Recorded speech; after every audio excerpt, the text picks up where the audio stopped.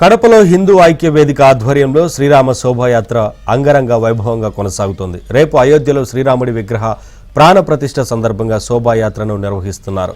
శ్రీరాముడి 11 అడుగుల విగ్రహం శోభాయాత్రలో ప్రత్యేక ఆకర్షణగా నిలిచింది. మేళ తాళాలు, నృత్యాల మధ్య శోభాయాత్రను ఘనంగా జరుపుతున్నారు.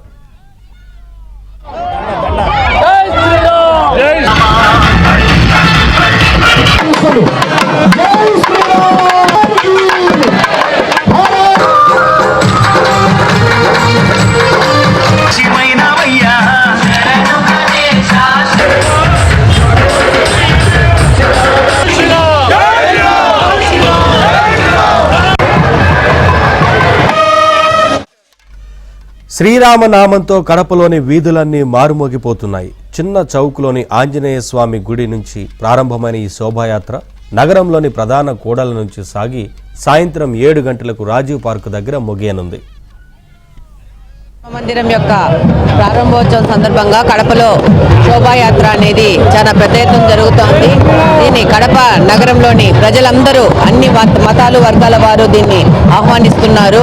ఈ విధంగా రాముడు చెప్పిన విధంగా సర్వమత సమ్మేళనంతో సర్వమత సహనంతో ముందుకెళ్లాలని ఈ సందర్భంగా నేను తెలియజేసుకుంటున్నాను. ఈ శోభాయాత్ర ఈరోజు సాయంత్రం వరకు చాలా పెద్ద ఎత్తున జరుగుతుంది. కడపలోని ప్రజలందరూ దీన్ని ఒక ఐకమత్యంగా జరుపుతారని ఈ సందర్భంగా తెలియజేస్తున్నాను. భారతదేశవ్యాప్తంగా ప్రపంచ దేశాల్లో ఎక్కడ భారతీయులు ఉన్నారో వాళ్ళందరూ కూడా గర్వపడే విధంగా ఈరోజు భారతదేశవ్యాప్తంగా అయోధ్యలో రామ మందిరం నిర్మించడం ఎంతో సంతోషకరం.